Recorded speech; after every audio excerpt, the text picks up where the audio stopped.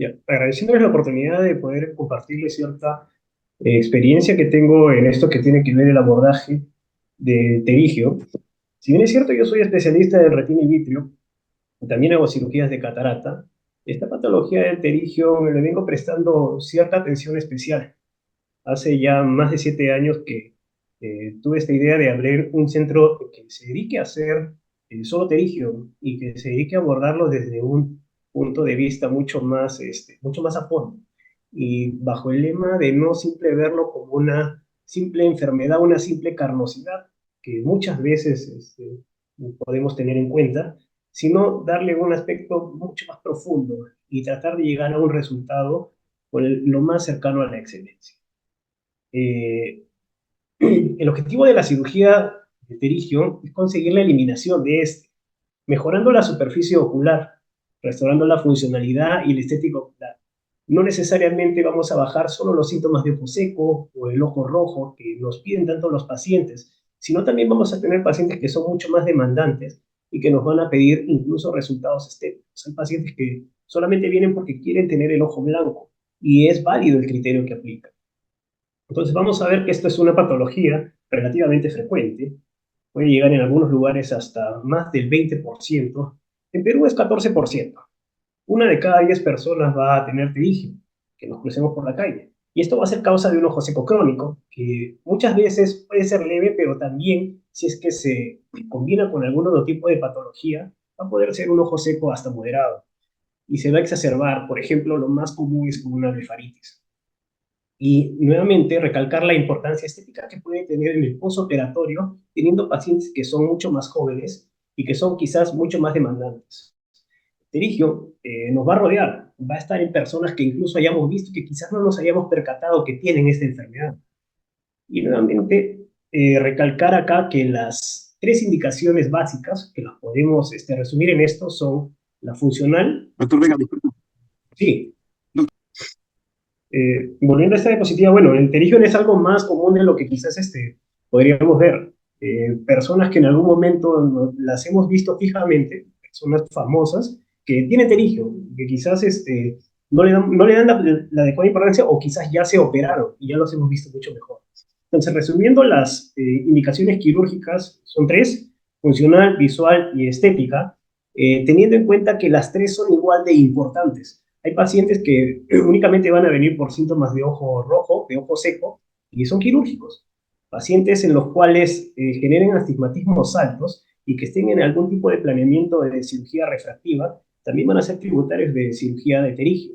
Incluso tener cuidado también con pacientes que requieren algún tipo de cirugía láser o cirugía LASIK y necesariamente tengan la presencia de este pterigio. Al operarlos de la cirugía refractiva se podría generar el crecimiento posterior a este pterigio, incluso que vaya encima del flap, originando cambios en la visión. Y la opción estética no menos importante, que son pacientes incluso que Es un poco incómodo, pero no es que me fastidie, pero por la parte estética no se ve tan bien. ya. Esto me salió recién hace un año atrás, un año. Y son este tipo de pacientes que van a venir a la consulta. Bueno, sin entrar tanto en definiciones y yendo de grano a la parte que es la parte quirúrgica, podemos agrupar las cirugías en dos grandes grupos.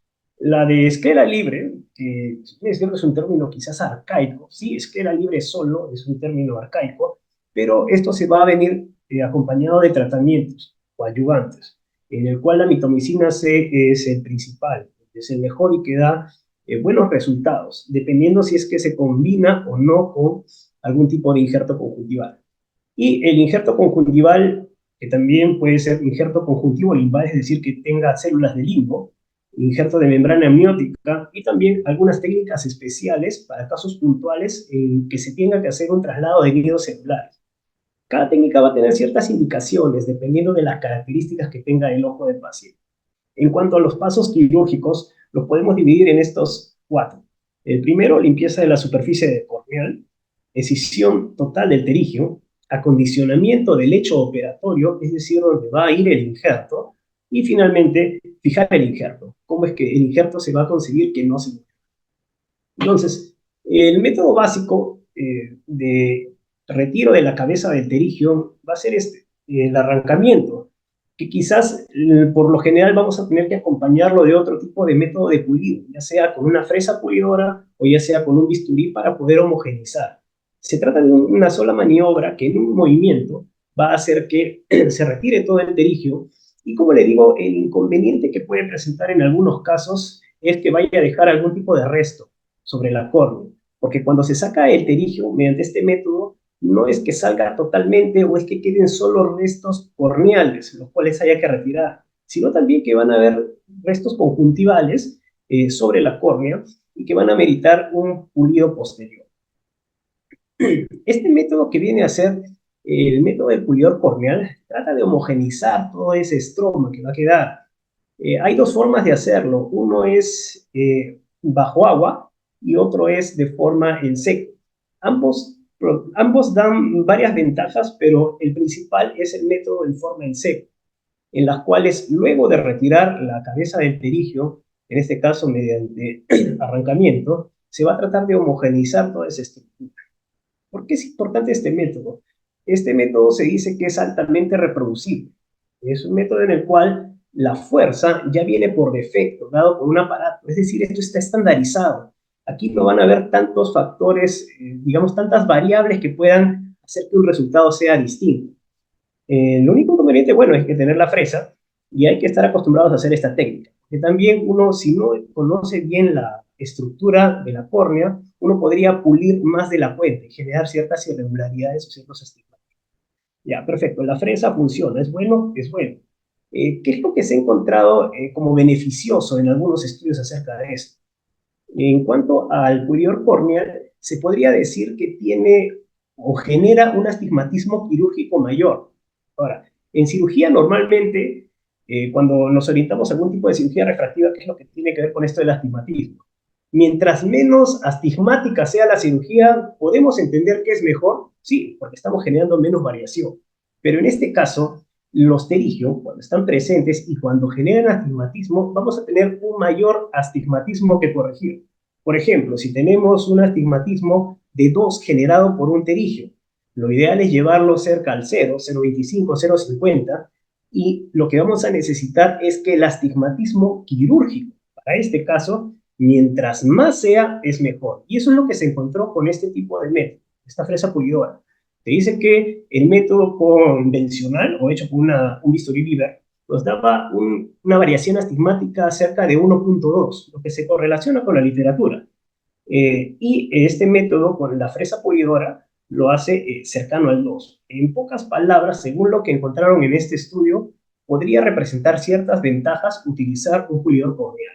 El uso del pulidor de diamante está relacionado a mayor astigmatismo inducido quirúrgicamente, nos podría reducir el tiempo operatorio y es un método altamente reproducible. Obviamente podría tener una menor curva de aprendizaje. El método clásico o el método común para hacerlo, y que yo le encuentro un poco más de ventajas porque nos permite moldear algunas zonas que tenemos en la córnea y restringirnos simplemente a las zonas donde tengamos restos corneales, es el bisturí 15, que si bien es cierto requiere cierta curva de aprendizaje para poder saber hasta dónde llegar en cuanto al retiro del terigio, podría generar en algunos casos rebanado en exceso. El bisturí que se suele utilizar como número 15 vamos a encontrar varios.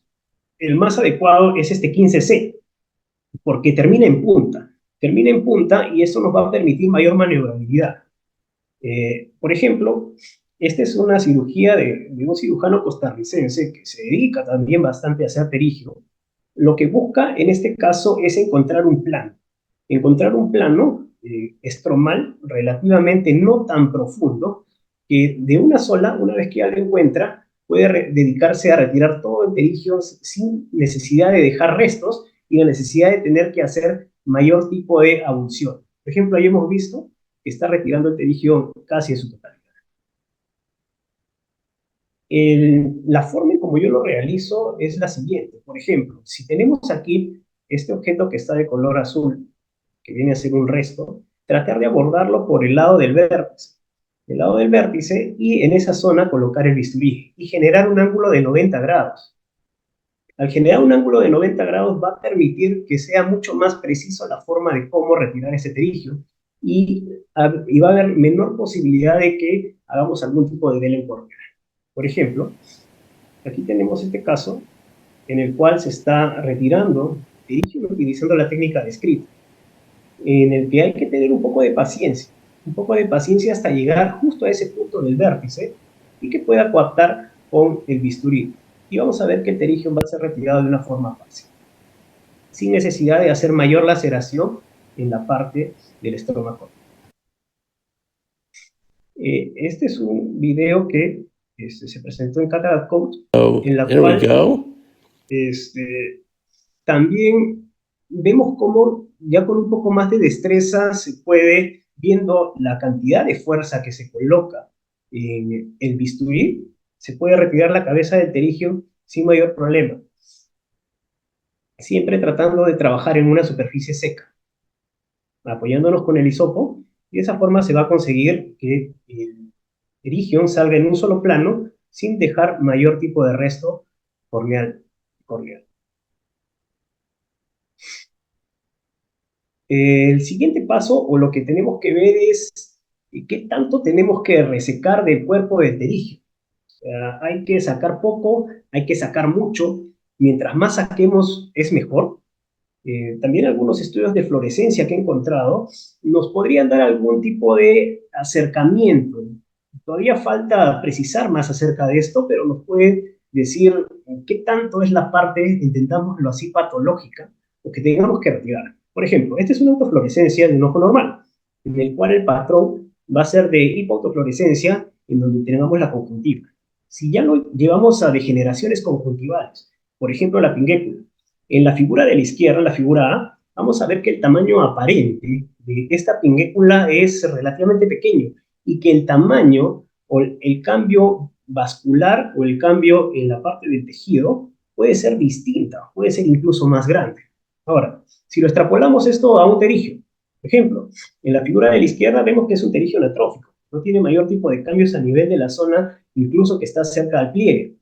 Y si lo vemos en algún estudio de autofluorescencia, vamos a ver que hay unas zonas de hiperautofluorescencia que se van a estar mucho más marcadas. Ahora, ¿valdrá la pena sacar tanto de este cuerpo del terigio? No hay ningún estudio todavía que correlacione esto de la autofluorescencia, que son patrones vasculares y son patrones de tejido. Si bien es cierto, este estudio básicamente se hizo para retina, pero también se puede extrapolar.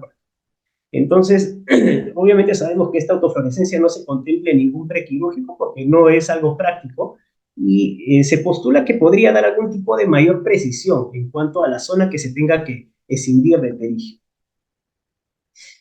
Ahora, por ejemplo, revisemos estos casos y veamos de que no es igual resecar una parte tanto pequeña como grande. Si vemos este terigio, lo regular podría ser, sí, sacar ahí más o menos hasta entre 2 a 3 milímetros de lindo.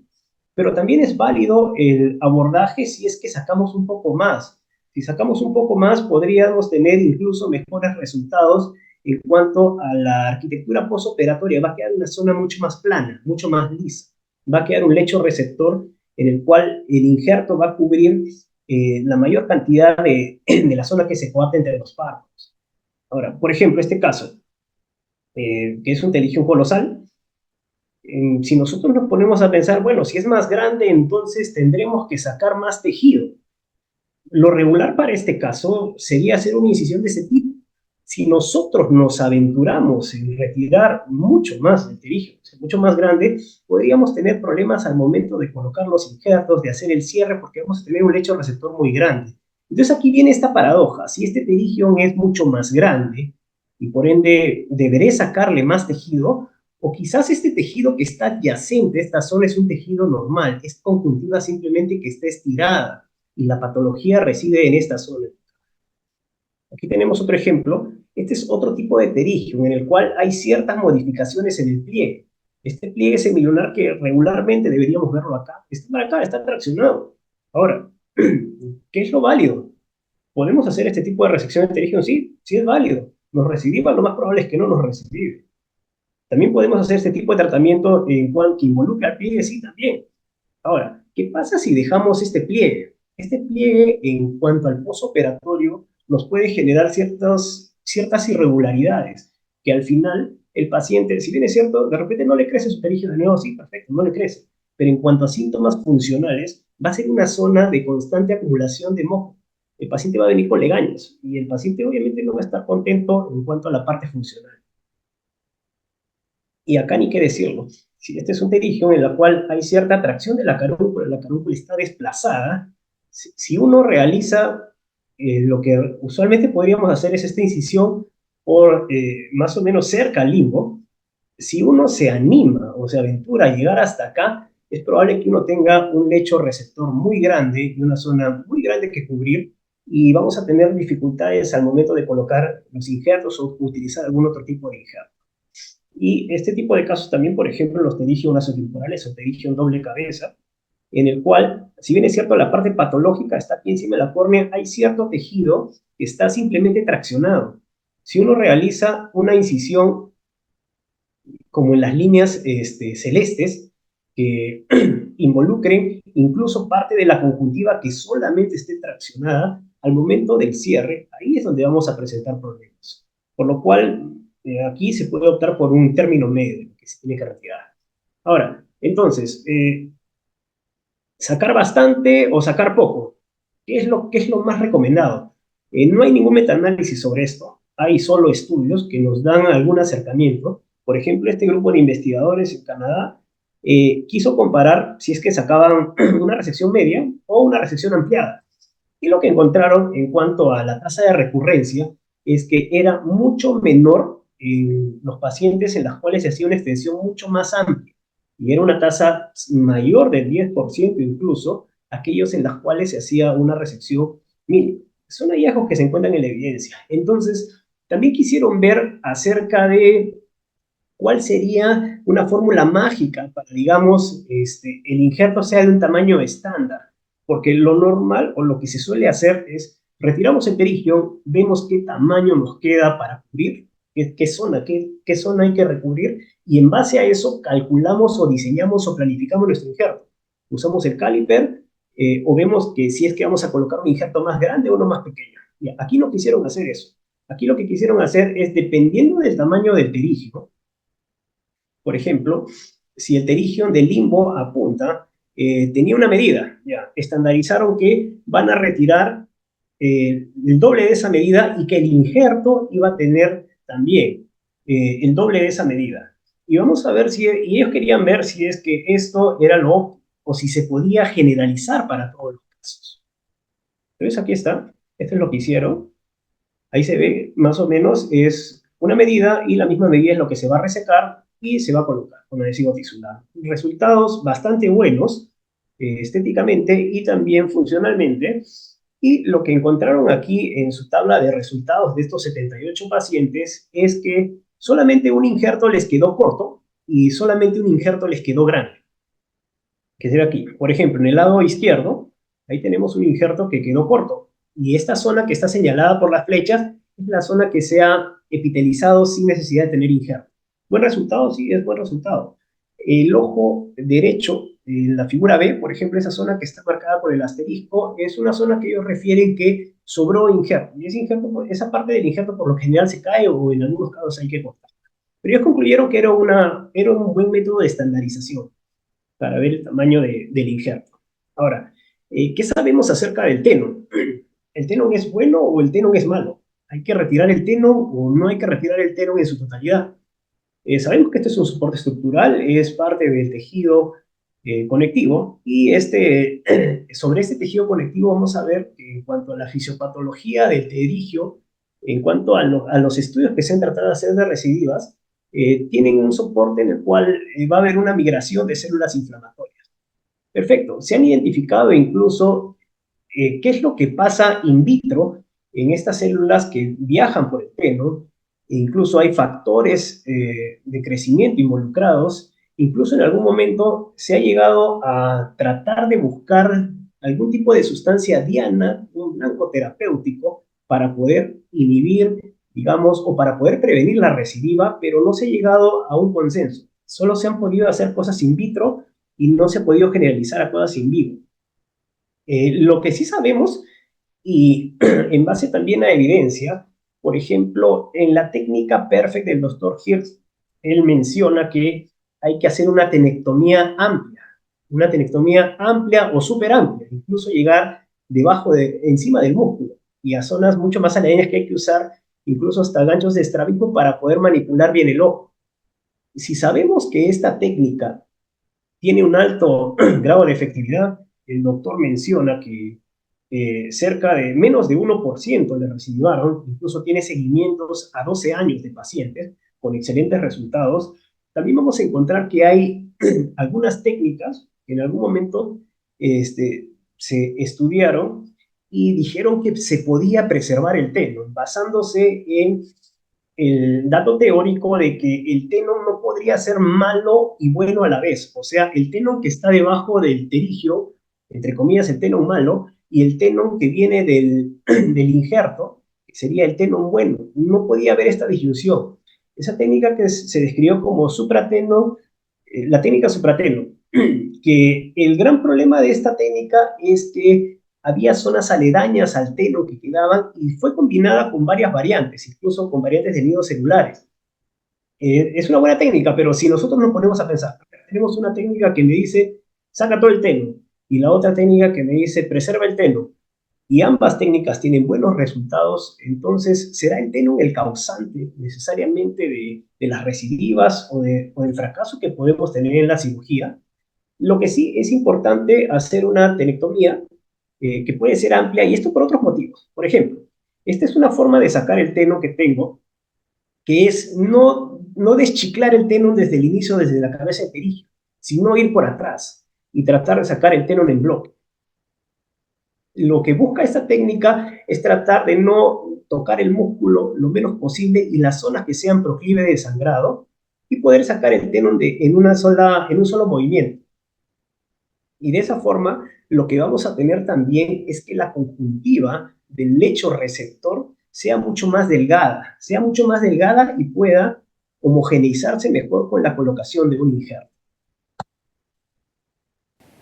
Por ejemplo, este es un paciente joven en el cual es mucho más difícil sacar el tenon, y vamos a ver que el tenon tiene como varias capas. Aquí vamos 2 capas, vamos 3 capas.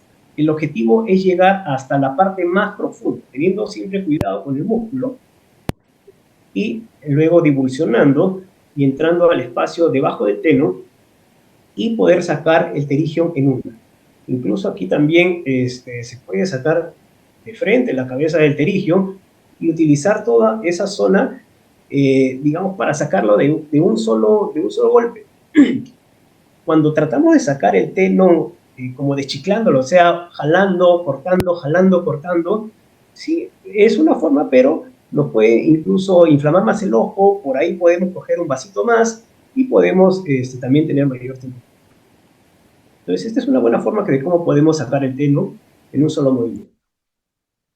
Ahora, también trataron de ver otros métodos en los cuales el tenon incluso se podía cauterizar. Por ejemplo, esta técnica que se llama tissue stroke, no solamente hacían una tenectomía amplia, sino que también se buscaba cauterizar este tenon con un cauterio bipolar. Ahí lo que van a hacer es cauterizar, y esto creo que no debemos entenderlo como que esto lo va a matar al tenon. Esto lo que va a hacer es generar una retracción del tenon y va a estar menos presente en el momento de la cicatrización. Ahora, esto del tenon, es importante retirar buena cantidad de tenon. Quizá, si bien esto nadie tiene ahorita la verdad de qué es lo que hace que un terigio recidive. Es por muchas causas. Lo que sí se sabe es que sacando bastante tenon y homogenizando esa zona, se va a tener un lecho conjuntival mucho más plano. Va a ser mucho más homogéneo entre el injerto y el receptor del injerto. Y teniendo estas condiciones adecuadas de superficie ocular, se va a generar una mejor repitelización y por ende un menor proceso inflamatorio y por ende una menor cantidad de recidivas. Es lo que quizás podría explicar por qué es necesario sacar el teno. Ahora, en cuanto al injerto, el injerto de conjuntiva puede ser solo conjuntival, o sea, sin limbo, o puede ser conjuntivo limbar, que está demostrado que produce menor cantidad de recidivas. Aquí el tamaño del injerto, como les decía, tiene que ver mucho con lo del lecho de receptor, o sea, qué tanto espacio tenemos que tener. Y obviamente en cuanto a las características del injerto, lo que vamos a buscar es que tenga menor cantidad de tenón posible. Y sin disrumpir la cápsula de tenón del lecho donador, vamos a tener que la cantidad de granulomas que se van a formar va a ser mucho menor. Esto es dependiendo de la técnica con la que sacamos el injerto. Ahora, ¿qué se sabe en cuanto a los injertos? Aquí, solo para mencionar, y esto son conceptos que deben quedar claros, en cuanto a que 1000 veces va a ser mejor un injerto conjuntival que un injerto de membrana amniótica. Claro que la membrana amniótica va a tener sus acepciones o sus indicaciones puntuales, sí. Que podría ser un método que se puede generalizar, puede ser debatible. Este metaanálisis, que tiene mucha importancia porque son cerca de 2000 ojos, nos habla acerca de la recurrencia, que en un injerto conjuntival es mucho menor del 10%, y un injerto de membrana amniótica podría rondear el 15%, lo cual sí es una es una diferencia estadísticamente significativa, que hay que tener en cuenta. Ahora, también para diseñar el injerto ha habido muchas técnicas. Lo que se postula es que lo ideal debería colocarse un injerto que esté libre de tensión, que el injerto no se mueva, obviamente esté fijo, y que sea del tamaño lo más similar posible al lecho receptor. Por ejemplo, aquí hicieron este tipo de decisión de Terigion, fue pequeña, y para buscar que el injerto sea lo más fidedigno en tamaño, bueno, lo pintaron y luego lo usaron como una calca. Usaron un papel que pueda hacer como un tampón y que posteriormente esto nos pueda dibujar exactamente un injerto de las características que necesitamos. Y lo terminaron colocando lo terminaron colocando con fijación con bipolar. Después vamos a hablar de eso. Ahora, mire, esto me pareció interesante colocarlo acerca de que también han colocado o han visto la posibilidad de usar el femtosegundo en una cirugía de pterígeo. Es una idea jalada de los pelos, pero sí es posible. Ahora, ¿para qué hicieron esto? Bueno, esto fue en el momento de que se diseñara el injerto. Se hace el retiro del pterígeo bajo la técnica convencional y aquí el femtosegundo es donde entra a tallar. Lo que busca esto es generar un flap totalmente libre de tenón, un flap totalmente delgado y que luego vaya a ser adherido. Aquí en este estudio utilizaron adhesivo tisular y aquí, si bien es cierto, lo más importante que hay que ver es el injerto. Vamos a ver las características de cómo quedó el ojo al final. ¿Ya? Hacen esto bajo la técnica convencional, afrontar todos los lugares. Y luego, ¿qué tenemos? Aquí en el lecho donador, vamos a ver que esto cicatriza rápido. O sea, los investigadores reportaron que la segunda imagen es una semana después, una epitelización total, 0% de la posibilidad de que haya un granuloma. Ya, hasta ahí todo bien, perfecto. Buenos resultados. Y lo que quería comentar es la figura que está en el número D, este ojo. Si bien es cierto, vamos a ver un injerto perfecto, un injerto blanco. Muy bien, pero lo que podría llamar la atención es esta zona de acá. La zona del lecho receptor, la vemos que está mucho más roja. En teoría es una zona, entre comillas, que no tenía terigio, o que eso debería cicatrizar mejor. Muy bien, pero vamos a ver acá que el injerto prácticamente es como un parche. Es un parche blanco, y la zona que está debajo del lecho receptor, vamos a ver que está roja. Esto para algunos pacientes que quizás no puedan ser muy exigentes, lo van a considerar como normal. Se cumplió el objetivo de que no recibió el pterígeo, perfecto, se cumplió el objetivo. Pero si tenemos pacientes que pueden ser un poco más demandantes, nos van a decir, ¿y aquí qué pasó? Aquí quedó un pedazo de carne, ahí quedó más rojo, doctor, ¿cuándo se va a poner blanco? También tener en cuenta eso, y que hay que tratar el hecho receptor. O sea, no es solamente colocar el injerto, sino también ver el lugar donde va a quedar el injerto. Ahora, esta es la parte final en la cual se habla de la fijación del injerto. En cuanto a lo que solemos usar, el bol estándar es cirugía con conjuntivoplastia más adhesivo tisular. El adhesivo tisular es el método que da los mejores resultados. Eso no es algo que se haya dicho ahora, ya está demostrado desde hace bastante tiempo. El adhesivo tisular existe aplicado para la oftalmología desde el año 2005. Hay estudios desde el año 2005.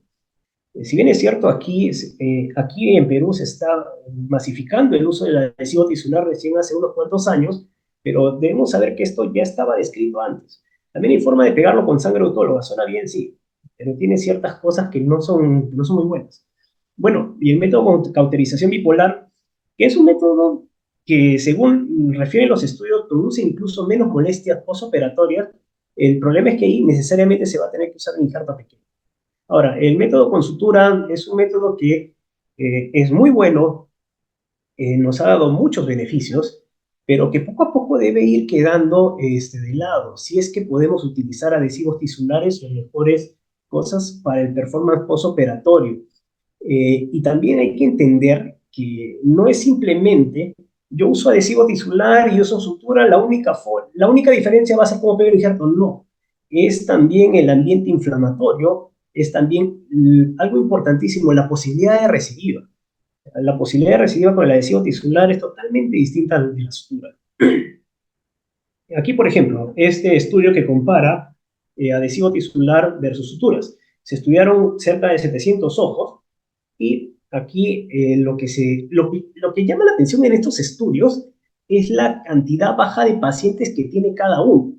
Por ende, no se pueden generalizar todos los resultados si es que no es mediante metaanálisis. Es la forma en cómo tenemos que analizar esto. Por ejemplo, hay estudios que tienen 24 pacientes, 25 pacientes, 50 pacientes, 30 pacientes, que no nos va a dar una muestra fidedigna. Pero si lo llevamos a un metaanálisis, sí, perfecto. Y aquí lo que se va a encontrar es que el adhesivo tisular me produce cerca del 4% de recidivas y el método con sutura cerca del 10% de recidivas. Es totalmente distinto y es totalmente válido decirle a un paciente que es 1000 veces mejor operarlo con adhesivo tisular comparado con suturas. Ahora, por ejemplo, ya, cuando se empezó a utilizar el adhesivo tisular, también hay que ver si es que me da algún tipo de complicación. Cuando uno empieza a usar el adhesivo tisular, el principal temor es, ¿pegará bien? ¿Encontraremos el injerto al día siguiente? ¿Se desplazará? ¿El adhesivo de verdad funciona? Se encontró que en cuanto a adhesivo tisular, en la primera línea, que es la pérdida del injerto, en cerca de 400 pacientes solo hubieron 3 pacientes que el injerto se desplazó o el injerto se fue. En cambio, en sutura, bueno, en sutura ninguno. Ahora, esto no es estadísticamente significativo y es un resultado bastante bajo. Lo que sí hay que tener ciertas condiciones para colocar un injerto con adhesivo tisular. Después de ver bastantes pacientes y de averiguar por qué es que se mueve, por qué no pega, qué es lo que ocurre, una de las conclusiones principales que llegué a sacar es que, eh, si bien es cierto, el Ticel viene componente 1, componente 2, fibrinógeno, trombina, adhesivo espeso y adhesivo no espeso, de la forma en como lo queramos llamar, la clave está en combinarlos 50-50. Es decir, si yo echo una gota de fibrinógeno, tengo que echar una gota de trombina. No puedo echar una gota y media o media gota o una gota más pequeña. Los problemas en la curva de aprendizaje van a empezar a pasar cuando queramos ahorrar adhesivo y queramos echar gotas de menor tamaño, queramos variar nuestro método. Por ejemplo, hay formas de echarlo. Lo podemos echar directamente desde el émbolo de una jeringa de tuberculina o podemos utilizar agujas. O utilizamos aguja, ahí es ahí donde cambia el calibre de la gota y es donde puede pasar esto. Si se combinan en cantidades inadecuadas, va a hacer que no pegue el injerto de una forma buena. Aquí este otro metaanálisis ya compara casi 2000 ojos y llega a la misma conclusión, en la cual el adhesivo tisular es menos del 5% y el método con suturas más del 10%. Utilizar un cauterio bipolar también es posible. En este caso, lo que se hizo, bueno, el método convencional, y luego se colocó un injerto del tamaño adecuado al lecho y se empezó a cauterizar. Los investigadores llegaron a la conclusión, o uno de los hallazgos de esto es que los síntomas postoperatorios pueden incluso ser menores utilizando el cauterio bipolar, incluso comparado con el adhesivo tisular en cuanto a malestar postoperatorio. Ahora, también hay que ver esto del cauterio. No necesariamente, si es que hacemos caso a este artículo, no necesariamente si es que cauterizamos más, vamos a inflamar más. No tenerle miedo al cauterio. Por ahí, en algún momento, se escucha, yo no cauterizo, porque no necesito hacerlo. Yo no hago sangrar al paciente. Oye, el paciente puede sangrar por cualquier motivo. Un punto de cauterio colocado adecuadamente en la epiesclera no va a ser ni más ni menos. Si hay que cauterizar, hay que cauterizar, porque hay sangrados que vuelvan a pasar. Y además, cauterizando, nos ahorramos tiempo quirúrgico. Ahora, de la misma forma, estos son resultados, este es el mismo paciente, solo que aquí he visto ya en su posoperatorio. En la imagen de la izquierda de su posoperatorio día 1 es un buen resultado. Pero si nos ponemos a pensar en la imagen de la derecha, perfecto, tenemos un injerto blanco, un buen injerto. Pero si nos ponemos a ver nuevamente en el lecho receptor, esta zona no solo tiene un cambio de coloración, sino también está más gruesa. Incluso hasta los pacientes a veces se dan cuenta, pacientes obviamente que son un poco más quisquillosos, que aquí hay como un escalón, que sí hay un escalón, y el paciente se da cuenta, es más, nos dice, doctor, aquí está de un color y aquí está de otro color. ¿Qué es lo que ha pasado? Bueno, claro, si nos vamos al éxito quirúrgico, no recibimos, perfecto, no recibimos, pero si queremos buscar algo más, y queremos buscar que nuestros resultados sean mejores, hay que también prestar atención en esto. Quizás un injerto un poquito más grande o quizás un mayor retiro de tenón en este lecho receptor nos llevaría a mejores resultados. ¿Esto? Ahí se nota mejor la imagen. Y lo Must último, take extreme que viene a care. ser lo que suena interesante. Bueno, ya no usamos el adhesivo tisular, entonces igual queremos pegar el injerto, no usamos sutura, vamos a usar sangre. Mire, el método es válido, el método funciona, claro que funciona. Lo que se hace ahí, esta técnica es bastante distribuida en la India. Hay muchos estudios acerca de esto.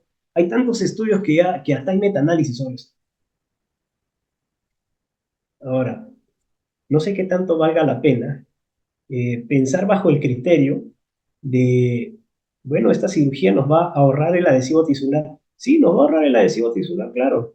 Pero hay que entender que el adhesivo tisular también es un insumo quirúrgico. O sea, sino cuando nosotros, la cirugía de pterigium posiblemente es una cirugía costo efectiva bastante rentable, en la cual el paciente, el costo de la cirugía en algunos casos es menor del 10% de lo que realmente es lo que es el costo real. Corrernos el riesgo de colocar el injerto bajo esta técnica, no sé qué tanto vale la pena. Pero la evidencia científica dice lo siguiente. Cuando vemos la sangre autóloga, vamos a ver acá que en cuanto a retracciones del injerto, o sea, qué tantos injertos se hicieron más pequeños cuando se colocaron, eh, por ejemplo, en sangre autóloga se encontraron 21 de cerca de 200 casos.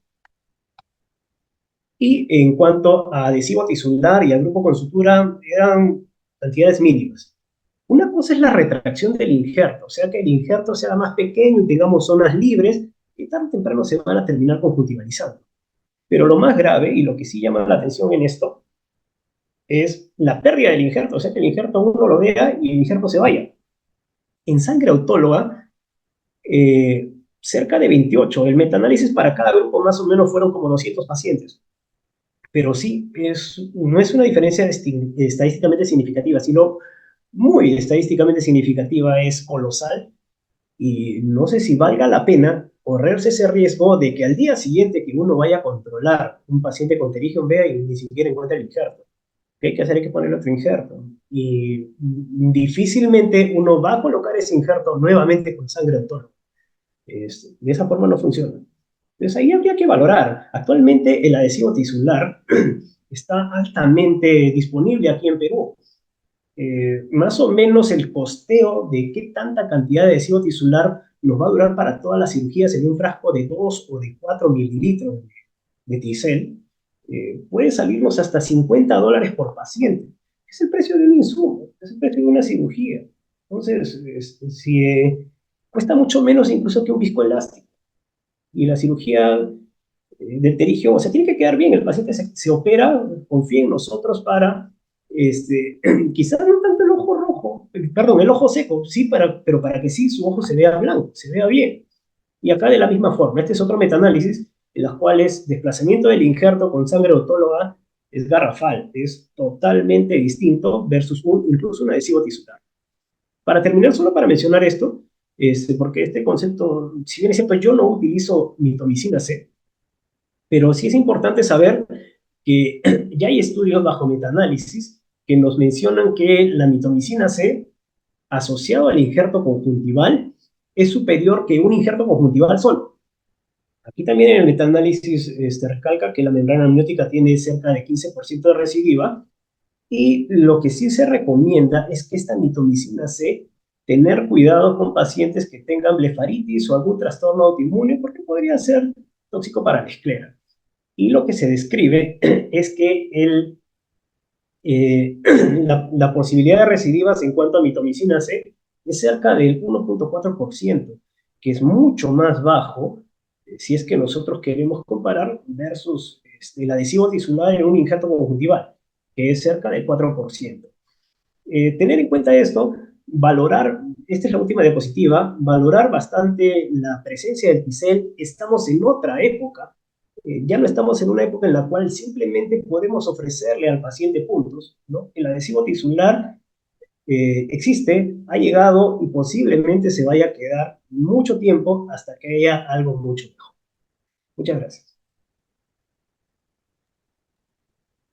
Muchas gracias, doctor Vega, por su excelente ponencia, realmente muy ilustrativa e enriquecedora. Seguro hay muchas preguntas por parte de nuestros colegas, pero a continuación voy a dar el pase a la doctora Jaromi para que pueda presentar al siguiente ponente y al final haremos las preguntas para ambos ponentes.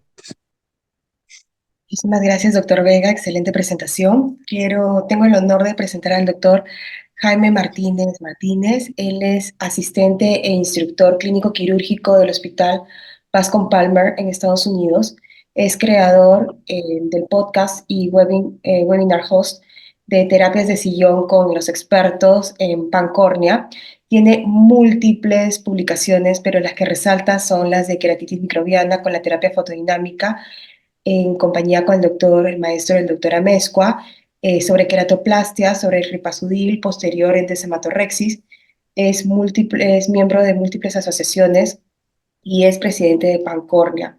El doctor probablemente va a hacer la presentación oficial, la invitación oficial, pero él va a ser parte importante del Pancórnea, que nuestro país, en Lima, va a ser anfitrión. Así que quiero dejar pantalla al doctor Jaime Martínez. Hola, ¿me escuchan? Sí, perfecto. Perfecto, muchísimas gracias por la invitación. Sí, esperamos ahí verlos en Perú ahí con mucha alegría para estar ahí con ustedes en Lima. Pues ya casi un mes, güey, casi. Bueno, pues excelente presentación al doctor. Yo creo que me voy a basar más como en casos clínicos, ya que presenta una evidencia bastante muy buena. Yo voy a hablar acerca de los pterigiones extremos. ¿Ven mi presentación? Sí, perfecto. Perfecto. ¿Sí se está pasando las diapositivas? Ok, perfecto. Bueno, yo voy a presentar un caso muy típico aquí no sé por qué no puedo verla. Oh, ya. Es un paciente muy típico aquí con nosotros. Son pacientes bastante, eh, como pueden ver, pacientes ya grandes, mayores de 87 años. Este paciente llegó para una consulta por disminución de baja visión del ojo izquierdo. Es un paciente de 87 años, juega golf casi todos los días de la semana. El paciente tiene un antecedente de un lente trifocal en ojo derecho, muy contento. Y pues por supuesto quiere los mismos resultados en el ojo izquierdo. Y bueno, como podemos ver, tiene un pterigión o pseudopterigión en el lado izquierdo, bastante, pues, bastante avanzado, cubriendo la córnea.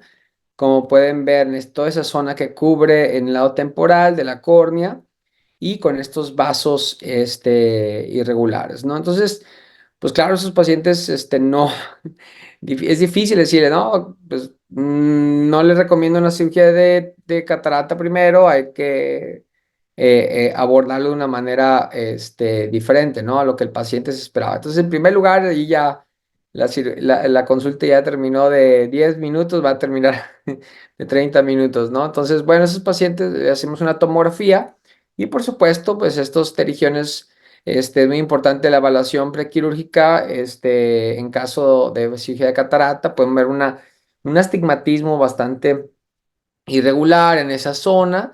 Entonces, pues ahora es convencer al paciente que en vez de tener una cirugía va a tener otra, ¿no? Este paciente, por supuesto, hacemos OCT, es muy importante aquí para valoración del OCT. Podemos ver que los OCTs, en los terigiones, podemos ver, es una área, son subepiteliales, pueden ver hiperreflécticos. Eso es muy importante valorar para ver que no tenga alguna enfermedad coexistente como cánceres de la superficie ocular, ¿no? Eso es muy importante, que no vea un engrosamiento epitelial y bueno, decidí hacer una restricción de la carnosidad, de pterigión, y como uso la técnica yo bastante de la fresa, como lo comenta el doctor, uso un autoinjerto conjuntivo limbar y yo coloco dos suturas en la zona limbar, y uso el pegamento tisular.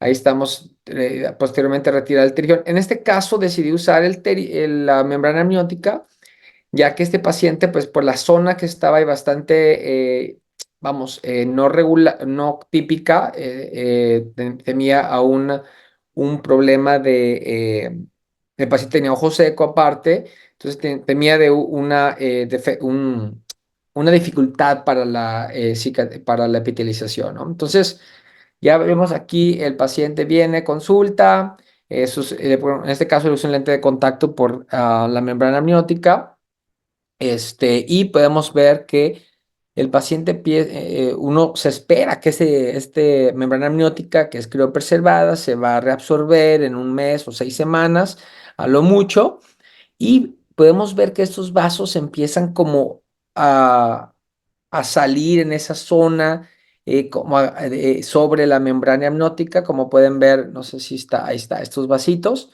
Ahí va otra vez, y la membrana amniótica que sigue persistiendo, ¿no? Entonces, en estos casos, este paciente te voltea y te dice, ¿cuándo me vas a operar de mi trifocal, no?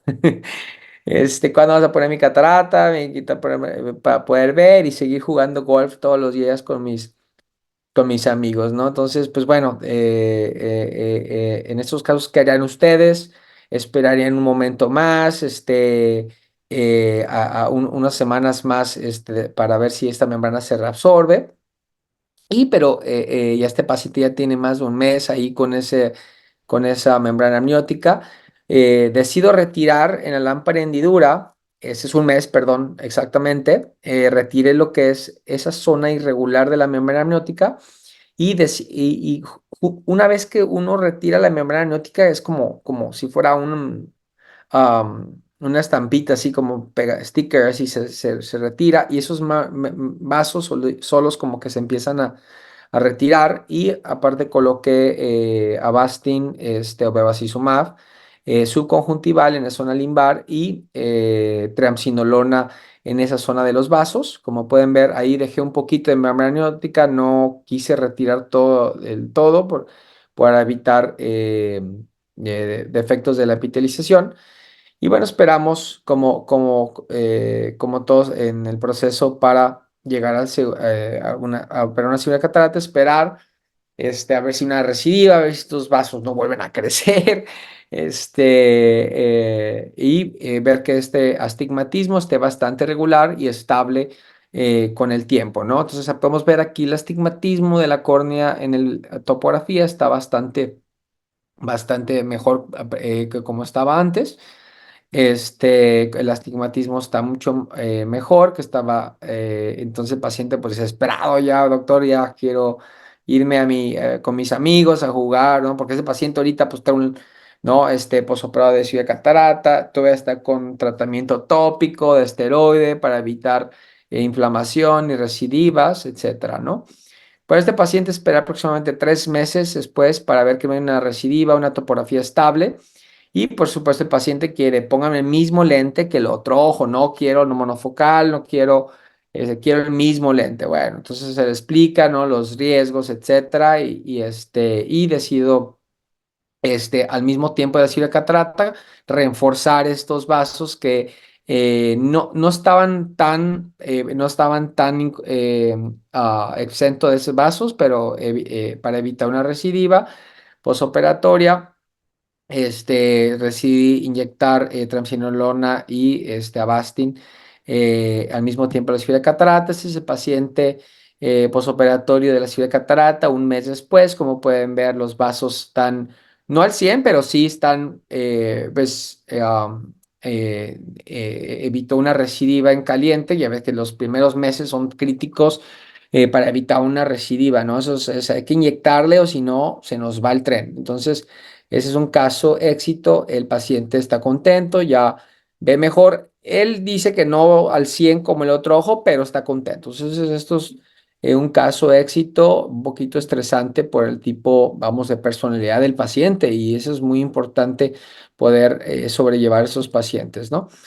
Ese es otro caso muy interesante. Ese es un paciente que ha tenido, como puede ver, tiene una restricción en el ojo izquierdo a la abducción. Podemos ver en la foto del medio, este paciente ya tuvo antecedente de terigión con membrana amniótica, fue la primera cirugía que se le hizo, y con mitomicina. Entonces, se hizo un granuloma y se le hace otra cirugía con miotomía, incluso membrana amniótica. No se usó autoinjerto y mitomicina por la cual el paciente tiene una recidiva, una restricción, y nos la mandan al Bascom Palmer para, pues ya el paciente ya se quejaba como diplopia, etcétera. Entonces podemos ver una restricción en el ojo izquierdo de -3, y una mala agudeza visual, ya que también el paciente presenta catarata, ¿no? Entonces, créanse ustedes, tenemos un paciente, 2 cirugías de terigión con mitomicina C, con membrana amniótica, con una restricción y diplopia. Eso es uno de los casos que realmente retadores, ¿no? Que son bastante complicados, ya que no sabes cómo va a estar la anatomía del ojo hasta que uno está dentro de la cirugía. Como pueden ver ahí con la canción ahí del Rocky, vamos con todo. Entonces podemos ver que pues, la anatomía ya no es normal, ya el músculo ya también incluso tuvo antecedente que le hicieron una miotomía en esa zona. Entonces bastante aquí en este caso no recuerdo, pero creo que nos ayudó nuestros colegas de estrabismo. Si es necesario, siempre pedir ayuda para llevar esos casos de una manera multidisciplinaria si no se sienten cómodos con los músculos. Como pueden ver, ahí estamos retirando toda la cicatrización sobre el músculo, prácticamente peinando toda la cicatriz. Ya podemos ver un poquito ahí de grasa tisular, y podemos ya empezar a ver el músculo. Ahí como vamos a ver dónde está la carne. Muéstrame la carne, ¿no? Lo que queríamos. En esos casos sí colocamos mitomicina, ya que era múltiples cirugías previas. Después de un minuto retiramos los algodones. Tenemos que lubricar bien, más bien lubricar bien el ojo posterior. Se puso un autoinjerto bastante grande en esa zona y una membrana amniótica sobre la área que retiramos. Ahí podemos ver el paciente está muy contento. Podemos ver ya tiene un buen movimiento ocular. Podemos ver a comparación preoperatoria. Podemos ver esa restricción de -3 tuvo muy buen resultados. Entonces, eh, son casos retadores y no son de todos los días, pero siempre hay que tener en mente que nos pueden llegar esos casos y hay que abordarlo ya sea con una manera con nuestros colegas de estrabismo. ¿Y qué pasa en esos casos que no tenemos autoinjerto? El doctor nos presentó muy buenos evidencia de que pues, el autoinjerto conjuntival es bastante importante para evitar recidivas. ¿Y qué pasa si no tenemos conjuntivo? Tenemos pacientes que tienen múltiples cirugías, que tuvieron cirugías de retina con el buckle, la cinta, y pues no tenemos, o tubos, etcétera. Y también puede ser esos casos, ¿no? Entonces, en esos casos también podemos, este paciente, como pueden ver, igual es bastante severo también con restricción por recibir detergión. Usamos una membrana de mucosa que también puede ser razonable usarlo. En este caso ponemos una membrana de la mucosa del labio ya sea inferior o superior para cubrir esa zona. Este paciente tuvo buenos éxitos, aquí están 3 semanas después de cirugía y no hubo un caso de éxito de no recidiva, ¿no? Y bueno, pues el caso de efectos que sabemos yo estoy en Florida, entonces pues tenemos mucho este tipo de casos, por el sol, factores ambientales, etcétera, ¿no? Entonces también es muy importante valorar, siempre mandamos el tejido a patología del terigión porque puede haber coexistencia de tumores de la superficie ocular, como la doctora Karp nos ha mostrado por bastante tiempo el tratamiento para esto. Y el 1.7% coexistencia en casos de terigión con tumores de la superficie ocular, como a veces pueden estar escondidos, como pueden ver aquí, a veces se esconden debajo del lado del terigión esos tumores, por eso la importancia del OCT preoperatorio, ¿no? Ya nos comentaba el doctor, muy buenos evidencia clínica. Sabemos que el esclera sin autoinjerto tiene recidiva bastante grande, incluso con escleritis no crotizante que hemos visto muchos años después. Hemos visto esos casos de sin autoinjerto que puede haber una necrosis de la esclera, ¿no? La recurrencia es menor en casos con autoinjerto de la conjuntiva, pero ¿qué pasa en recurrencias? En recurrencias también es muy importante que hay que subdividir esto, ¿no? Estamos los pterigiones privados, pero también están los pterigiones recurrentes que son más estresantes y pues cuál es la evidencia. Entonces también es muy importante ver la superficie ocular. La superficie ocular, hay una evidencia de que hay más tasa de recurrencia en casos con enfermedades de superficie ocular, como por ejemplo la blefaritis, el Demodex. Es muy importante valorar todos esos factores que nos pueden tener una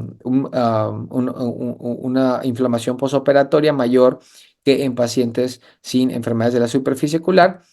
Y bueno, como comentó el doctor, la recurrencia es mucho menor también la cuestión es hacer un autoinjerto limbar conjuntival o conjuntival, y muy interesante en esos casos de recurrencia, recomiendan mayor un injerto limbo conjuntival con menor recurrencia.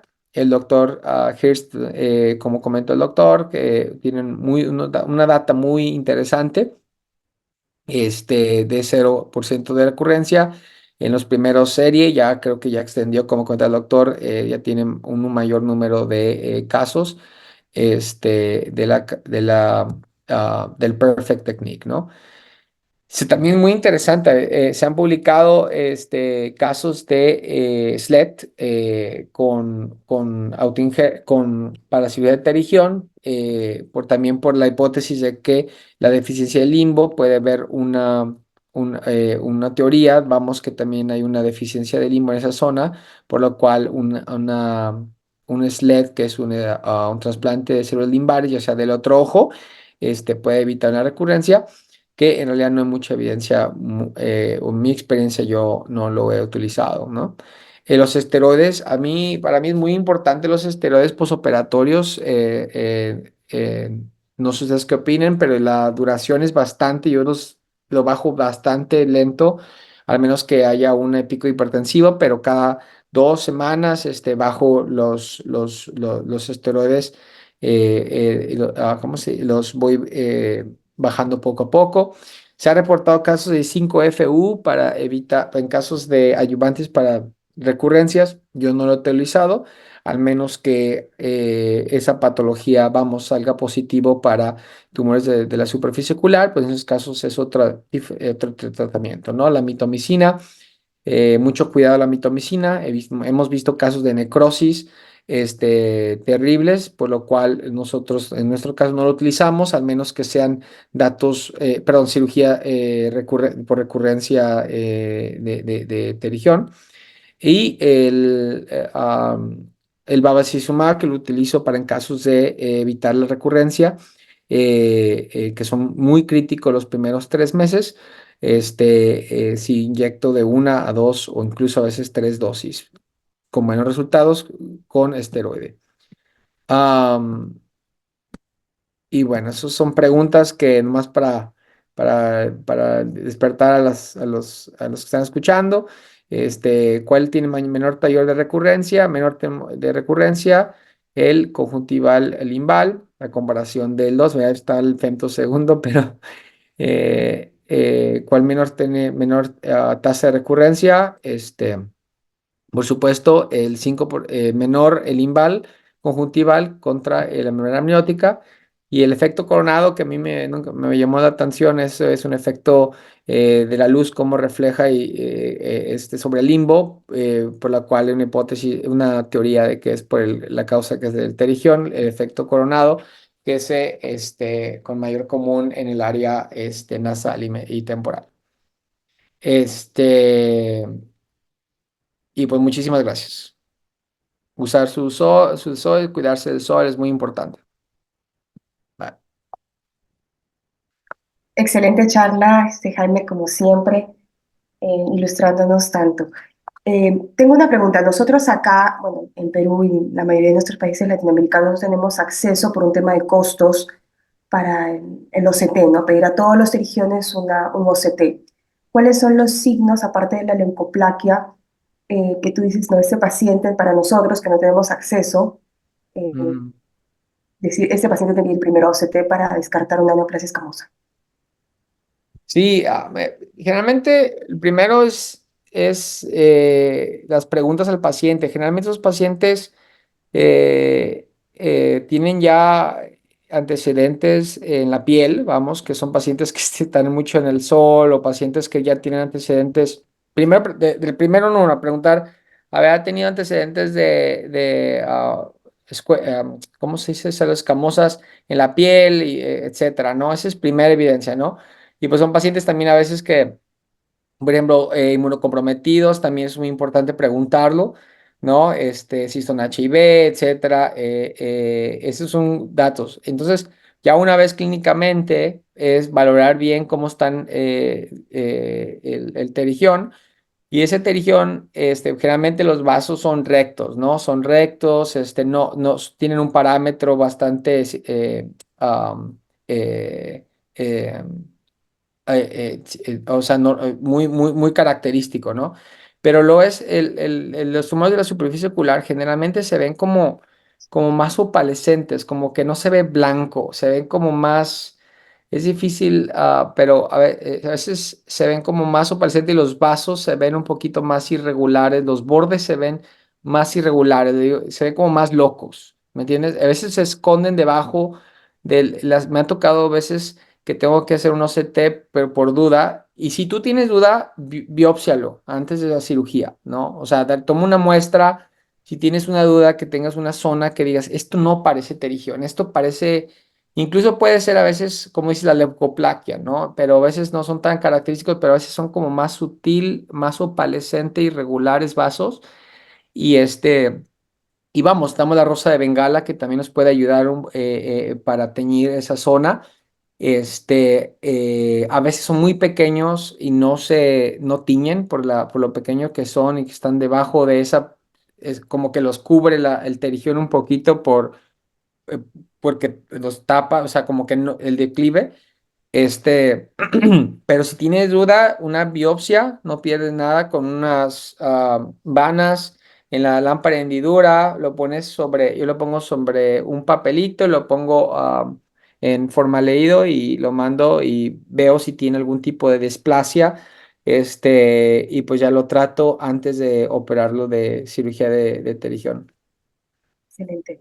La verdad es que ambas presentaciones estuvieron como la medicina basada en evidencia a tope. Tenemos varias preguntas de nuestro grupo. Aparte de las felicitaciones, nos preguntan, ¿existe una edad límite para realizar la exéresis de pterigium o solamente depende del grado? ¿Quiere, doctor Vega? Doctor Vega. ¿Qué opina? Este, no, no hay edad. Podemos tener pacientes con pterygium grado 4 que existen, acá existen, y que tienen 60, 70 años. ¿Cómo les vamos a operar la catarata? O sea, no hay límite. Claro que si el paciente ha llegado a esa edad, teniendo este pterigio, quizás no le molesta mucho. Lo más probable es que sea un pterigio atrófico, pero sí hay que operarlo. Si genera astigmatismo y tiene catarata, hay que operarlo. No hay una edad límite. Hasta incluso ese tipo de cirugías es mucho más sencilla. El pterigio sale fácil, el paciente casi no tiene teno, y sí o sí hay que colocar injerto, ¿ah? Porque también he visto pacientes que ya dicen, bueno, tiene edad avanzada, lo dejan o incluso le hacen hasta cierre primario y mala suerte les recidiva. Entonces, hay que tentar al diablo siempre de forma prudente y colocar un injerto, operarlo de forma habitual. En, Hay una pregunta. Sí. en pacientes jóvenes también a veces, muchas veces están muy inflamados antes de operarlo. Entonces, a mí los pacientes jóvenes les tengo un poquito más eh, o sea, el paciente joven quiere operarse ya mañana, porque pues entonces yo trato de evitar, o sea, primero tratarlos superficie ocular antes de operarlos, porque esos tienden a inflamarse más.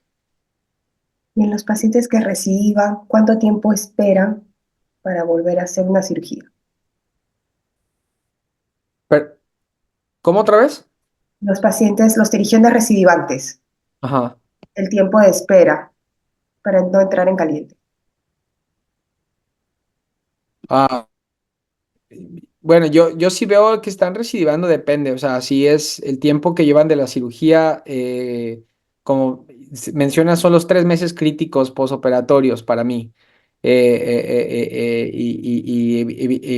les inyecto y luego a bevacizumab, triamcinolona y ver la respuesta. Y dependiendo de la respuesta, decidir cuál es la siguiente acción. Incluso les doy un mes más y luego, si hay una mejoría, volver otro mes y así. Pero en general, mis reglas son 3 meses, no volver a cirugía.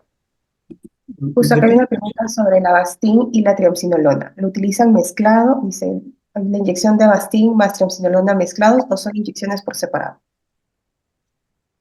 Yo quería opinar sobre las recidivas. Depende del tipo de recidiva que tengan.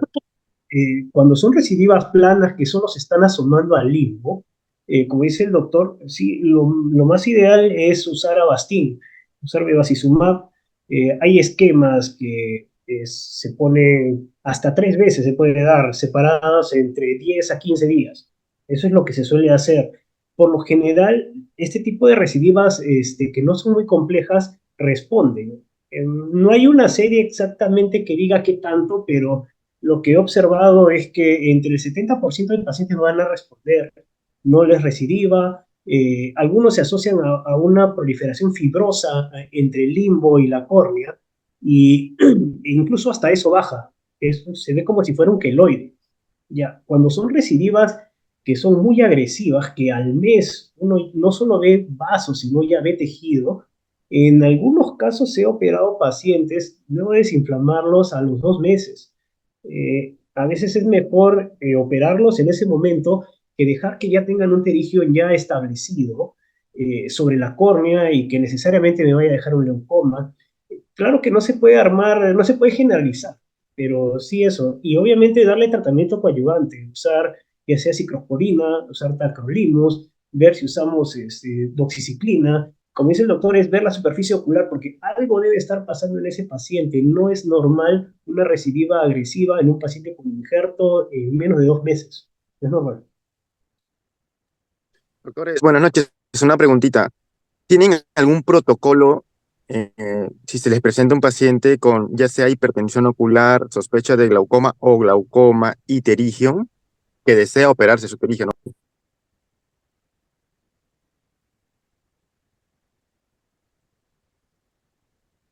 Bueno, primero a ver si es, cómo está responder los esteroides. Eso sí es, pues la pregunta, me imagino, ¿va? Por responder esteroides. Bueno, pues, no sé, que a mí la verdad no me ha tocado así, pero yo opino que los Loremax, que es el... ¿qué, Eh, qué pasó aquí? ah, No, ¿Aló?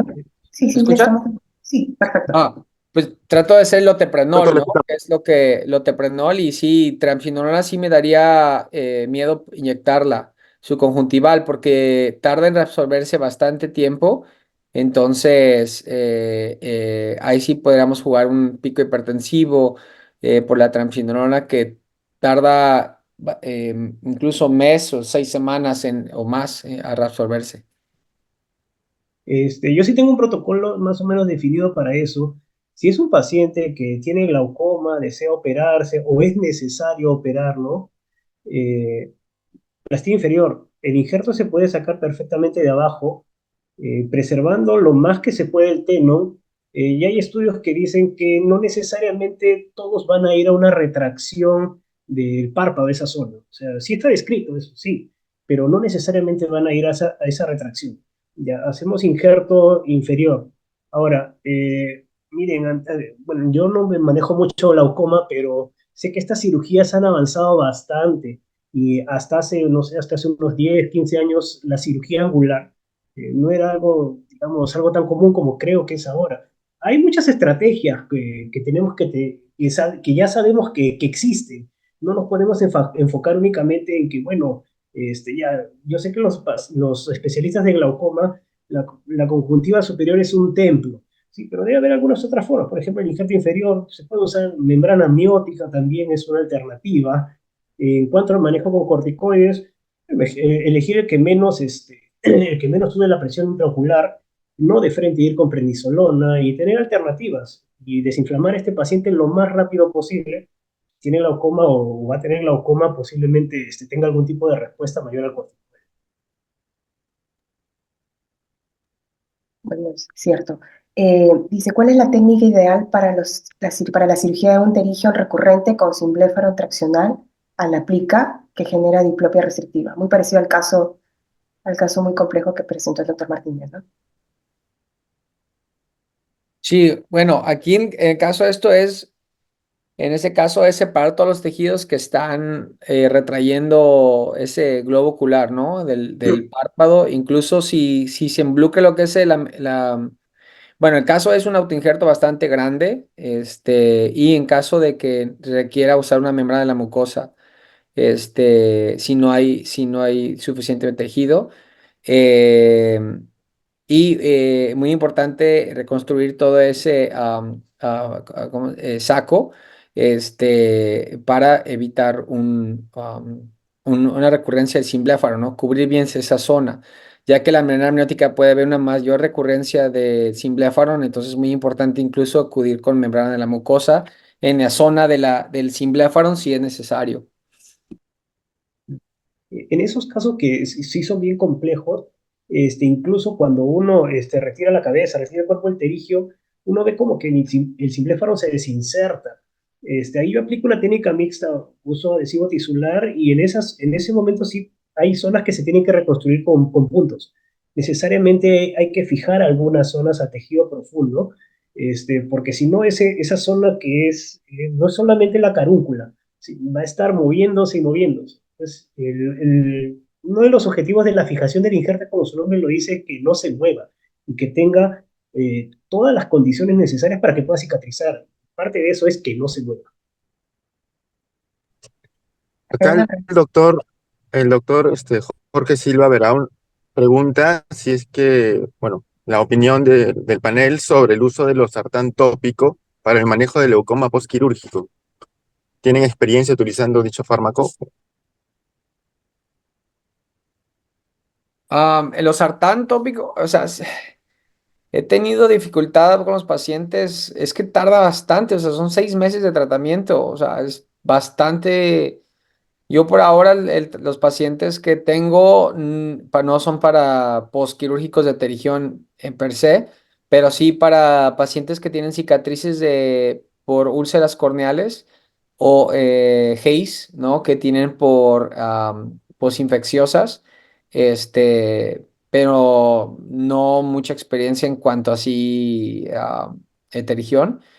Sí es una alternativa, pero pues esos, no sé qué el Haze generalmente, esos terigiones cuando son generalmente periféricos, centrales, muy raro que formen un Haze, no sé qué opina el doctor, pero que afecte la visión, o sea, central, no sé qué opine. Más bien es Eh, como la irregularidad, ¿no? De la córnea. Hay algunos terigiones en el posoperatorio a partir del mes y medio, 2 meses, que se puede ver como una reacción que en algún momento le buscamos un nombre, no la sabíamos caracterizar bien y es como si fuera un tejido queloidal, como si fuera un tejido queloidal que no es parte del estroma, y que tranquilamente se puede retirar con una queratectomía. Y es incluso un tejido que se levanta fácilmente, se retira. Yo tengo un protocolo en el cual retiro eso, le pongo Avastin 2 o 3 veces, separados de 2 a 4 semanas, y lo combino con inmunomoduladores, con tacrolimus de preferencia, cada 12 horas, al 0,02. Ahora, sí he visto pacientes tratados con los sartán, he tenido un par de pacientes así que hicieron algún tipo de reacción estromal, o sea, hicieron infiltrado estromal. No sé qué tanto se le pueda caracterizar como una fibrosis porque lo presentaron en la segunda, tercera semana, casos raros. Eh, Aparentemente respondieron, no sé si por el losartán, porque parecía una úlcera incluso. Suspendí corticoides, después reinicié corticoides, y como que responde. Ahora, ver si eso es por el losartán o es por que se reinició el corticoide, ahí entraría la duda, ¿no? Pero así una experiencia amplia con el losartán, ¿no? Es relativamente también un tratamiento relativamente nuevo, ¿no? La verdad es que sí. Los sartán, yo tampoco no tengo experiencia en religión, pero sí tengo una muy linda experiencia en pacientes con un case importante post una queratitis micótica, ¿no? Entonces, y funcionó. No, eso sí, demora 6 meses, ¿no? Recién va en el tercer mes, y es importante la transparencia que presenta, ¿no? Una pregunta es sobre el corticoide, ¿no? Porque nos hablan de un corticoide de larga data. ¿Qué tipo de corticoide utilizan? ¿Prednisolona, dexametasona, fluorometolona? Yo uso prednisolona, acetato de prednisolona, y lo bajo cada 2 semanas, y eso me ha funcionado muy bien. O sea, 4 veces al día y luego 3 veces al día por 2 semanas. O sea, duran aproximadamente 6 semanas. Y veo viendo cómo va respondiendo. Depende. Eh, el esquema que yo utilizo es iniciar con fluorometolona. Al inicio, en una pauta no muy frecuente, que es para los primeros 3 a 4 días, esperando que epitelice la córnea. Una vez que ya epitelice la córnea, y yo a todos mis pacientes les coloco lente de contacto, aún así sea un terigio grado 1, grado 2, lo uso de forma sistemática. Luego de sacar el lente de contacto y que la córnea ya esté cicatrizada, en la primera semana ser un poco agresivo con el corticoide, cada 2 horas incluso, pero solo por una semana, y luego bajarlo a cada 6, cada 8, incluso mantenerlo cada 12 horas, se puede mantener hasta la cuarta semana. Es bien difícil que hagan hipertensión ocular, y si lo hacen, se puede rotar por loteprednol. La prednisolona también, hay estudios que dicen que entre prednisolona y fluorometolona son equiparables. La prednisolona, si bien es cierto, hay acetato y fosfato, en algún momento he utilizado prednisolona fosfato. La prednisolona fosfato, es un fosfato, podría generar un poco más de toxicidad, lo cual no se ve tanto con fluorometolona. Pero esos dos corticoides básicamente uso. Estos esquemas de tratamientos que nos mencionan, ¿en algo tienen que ver la edad del paciente? O sea, ¿lo utilizan como un parámetro para determinar cuánto tiempo va a continuar con el corticoide? De verdad, para la edad, digamos, ya, si bien es cierto, un paciente joven podría ser más responder de corticoides, no es un dato que toma muy en cuenta. Si sacamos la cuenta, a lo mucho va a estar cada 2 horas hasta el 10.º día, en el peor de los casos. Y a partir del día 10 puede estar cada 6 horas tranquilamente, y no cada 8 horas. Y siempre va a ir en bajada. Es bien difícil que te hagan intervención por corticoides. Cuando les tomo la presión, de verdad, a veces la verdad o el mundo real es que no les tomamos a todos.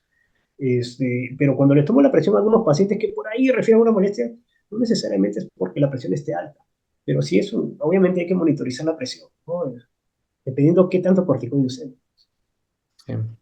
Igual yo, por la edad no, en realidad no, pero sí, en los jóvenes sí soy más agresivo, la verdad. Tienden a inflamarse bastante. Ujú. ¿Dan ciclosporina de rutina o, por ejemplo, como antecedente de recidiva con indicio de que está yendo todo bien, pero dan ciclosporina de rutina? Ah, Sí, sí, doctor. yo no, ¿tú? No, de rutina no. Está demostrado que la ciclosporina sí tiene su rol, la ciclosporina tópica, cada 12 horas, en disminuir la cantidad de recurrencia está establecido, pero lo recomiendan para pacientes en riesgo, pacientes que tengan alguna enfermedad de superficie ocular. Si queremos pecar por exceso, también le podemos dar a todos los pacientes jóvenes. O sea, si uno está operando un paciente de 18 años, de 19, 20 años, y uno quiere bajar al mínimo estos factores de riesgo que podrían ir con recidiva, hay que darle, o sea, hay que darle y hay que monitorear. Lo principal en estos pacientes de riesgo, vamos a ponerlo así, jóvenes y con alguna enfermedad de superficie ocular, es hacer un seguimiento adecuado y que ese paciente no se pierda. Y que el paciente entienda que si no se hace un seguimiento adecuado, es imposible que veamos lo que podríamos catalogar como un riesgo de recidivo. Es un paciente que tiene por ahí unos neovasos que están medio feos acostado del limbo y que están haciendo alguna cicatrización anómala en la córnea. Si uno no los ve y uno no les pone, por ejemplo, el Avastin, no van a mejorar. Esos pacientes tienen que volver. Y ese sería el problema con los jóvenes. Pero de por sí, o sea, un paciente joven sí se puede operar bajo esas circunstancias. Sí, depende de cómo, por qué lo operaste. A veces pacientes que están inflamados, o sea, antes de la cirugía ya los conoces de tiempo y son por alergias, por blefaritis y eso, esos pacientes típicos que tienen inflamaciones recurrentes y ya se quiere operar, esos pacientes los mantengo con ciclosporina. Eso sí, dependiendo, o sea, son pacientes que ya conozco, pues el típico paciente que el ojo blanquito, simplemente no le gusta la telita blanca porque estéticamente pues no es necesario un tratamiento tópico como ciclosporina, pero si es el otro tipo de paciente por alergia, inflamatorias, etcétera, sí es el paciente, claro, como dice. Ok. Perfecto. La verdad es que quedamos encantados con ambas charlas, todas sus respuestas basadas a la medicina basada en evidencia, ¿no? Muchísimas gracias, doctor Vega, muchísimas gracias, el doctor Jaime Martínez, que siempre que le pedimos al menos el capítulo joven o el capítulo de córnea o el capítulo de la filial norte, que me cabe pedirle que nos dé alguna charla e ilustrarnos, siempre está presto para poder apoyarnos. Así que muchísimas gracias por iluminarnos con estas magníficas charlas y responder todas las preguntas. Quiero hacer disculpe, quiero hacer la invitación otra vez formal para el Pancórnea. Disculpe. Agenda la fecha, ya falta pocos días. Es en junio, el 13 al 15 de junio.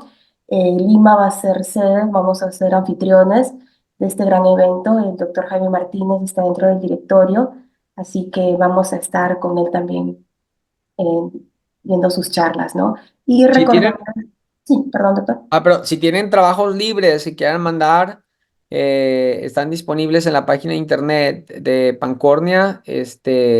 Tiene el correo de info@pancornia.com. Está la página donde manden sus trabajos o videos quirúrgicos que se quieren presentar y va a haber premios y todo para que lo manden y para entrar a los jueces. Hay que tener en cuenta que el doctor Jaime Martínez es presidente de Pancorne Joven, así que va a ser uno de los Gracias, jueces. gracias. También tenemos en agenda en agosto el Congreso Regional en Arequipa. El capítulo joven también tiene un espacio El filial norte también tiene un espacio, así que por favor contáctense con nosotros si en el caso desean participar. Muchísimas gracias a todos y muy buenas noches. Doctor Ricardo. Muchas gracias, doctor Vega. Muchas gracias, doctor Mario, por las excelentes ponencias. Y bueno, nos han dejado realmente embelesados con los temas que nos han dado. Y muchas gracias a todos los participantes también por sus preguntas. Muchas gracias, doctora Harumi. Les deseo a todos muy buenas noches y hasta una próxima oportunidad. Gracias, gracias, hasta luego. Gracias, hasta luego. Nos vemos próximamente.